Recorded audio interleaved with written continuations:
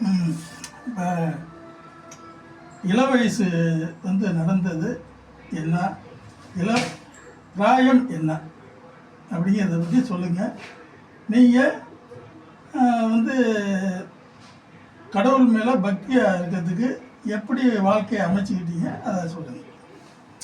1972 BSc fail ஆகி வாண்டியார் டுட்டோரியலில் படிச்சுட்டு pass பண்ணிட்டு வீட்டில் சும்மா இருந்தேன். அப்போ எங்கள் அம்மாவோட பிறந்து 5 பேர். அதில் 3 பேர் உள்ளூர்லேயே. ஒரு அம்மா பருத்தி கோட்டை, ஒரு அம்மா வரவுகோட்டை. பருத்தி கோட்டை சின்னம்மா வீட்டுக்காரர் சிங்கப்பூரில் இருந்தார். வரவுகோட்டை சின்னம்மா வீட்டுக்காரர் பருத்தி கோட்டையில் அறுவடை ஆகிருக்கு, வா 2 பேரும் போவோம் அப்படின்னு அழைச்சிட்டு போனார்.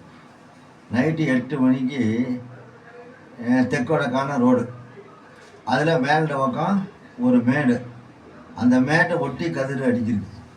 டார்ச் லைட்டில் ரோட்லேயே அடித்து அந்த கதிர்கட்டு மேலே நீ படுத்துக்க, நான் வயலில் அறுப்பு வயலில் படுத்துக்கிறேன்னாரு. சரின்ட்டு அந்த மேட்லேருந்து அப்படியே கதிர்கட்டு மேலே ஏறிடலாம். ஏறி படுத்துட்டேன், நல்லா தூங்கிட்டேன்.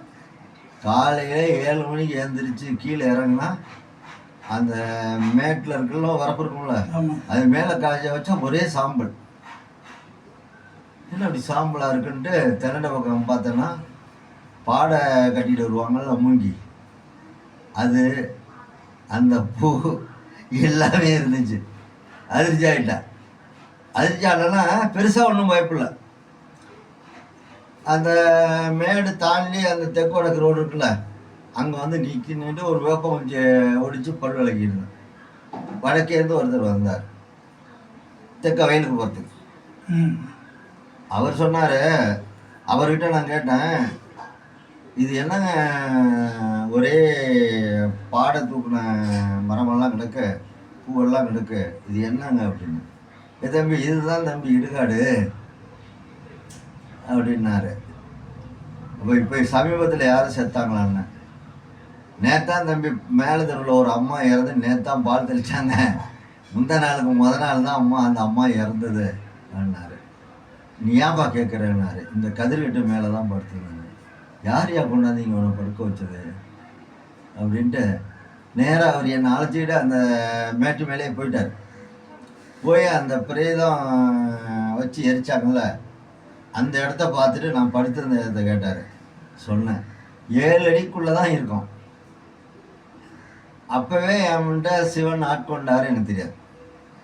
அதனால தான் நான் முதல்ல இடுகாட்டில் படுத்திருந்து இந்த பணிக்கு இருந்திருக்கேன். அது எனக்கு இப்போ காலப்போக்கில் தான் தெரியும். அதுக்கு அடுத்தபடியாக 1972 நாங்கள் சபரிமலை போயிட்டு இருந்தோம்.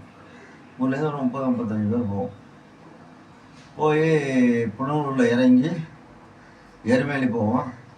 அங்கே போய் பாகூர் சாமிக்கு பேட்டை துள்ளிட்டு 2 மணிக்கெல்லாம் சாப்பிட்டுட்டு அழுத நதிக்கு போயிடுவோம். அப்போலாம் அழுத நதியில் மூங்கியும் அந்த மூங்கி இலையும் தான் கொடுப்பாங்க. நம்ம தான் பந்தை போட்டுக்கணும். விலங்குகள் ரொம்ப அதிகமாக இருக்கும். அதனால் மேலே வீதியில் 1.5 கிலோவில் கட்டி கணுப்புறம் கொடுப்பாங்க. அதை வாங்கி அப்படியே தண்ணியில் நினச்சி அந்த கட்டி கணுப்புறத்தை அழுத நதியில் நினச்சிட்டு லேசாக ஒரு கோட்டையை போட்டு நல்லா முரட்டு திரிய, நல்ல பெரிய ஓட்டையாக போட்டு முரட்டு திரிய வச்சோம்னா. எத்தனை வருஷம் ஐயப்பன் கோயிலுக்கு போயிருக்கீங்க? நான் தொடர்ந்து போனது 20 வருஷம். அப்புறம் இடையில ஒரு 6-7 வருஷம் போயிருக்கீங்க. அப்போ பெரிய கோயிலுக்கு நீங்கள் அர்ச்சனை பொருள் கொடுத்துக்கிட்டீங்க? இல்லை, நான் சொல்கிறேன், அது உடனே வராது, சொல்கிறேன். அதே அப்போ 72 போகிறோம்.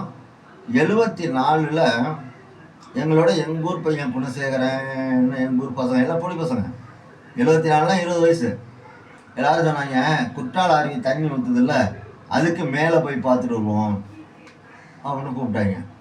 அது ஒரு டீ கடை, நாங்கள் நின்ன இடம்.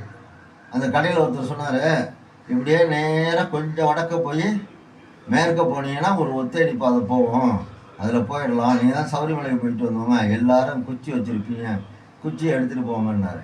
அவன் கூட சார் சொன்னான், என்னடா குச்சி வண்டி வாங்கினா போவோம் அப்படின்ட்டு எல்லாம் நேராக மேலே ஏறி போயிட்டோம். ஒரு 2 கிலோமீட்டருக்கு போனோம். அந்த தண்ணி ஊற்றுறதுக்கு மேற்பகுதிக்கு போயிட்டோம். அங்கே பார்த்தா ஒரு பெரிய குடகு மாதிரி இவ்வளோ எல்லாம் மிச்சர் கிச்சர் திட்டு வந்தாங்களே, நான் குரங்க பார்த்தோடனே குடசாட்டை கொடுத்துட்டேன் மிச்சரை. மேலே ஏறி அந்த எல்லாரும் அந்த குடகிலே மேலேருந்து ஊற்றுற தண்ணி அதை வச்சுக்கிட்டு இருந்தாங்க.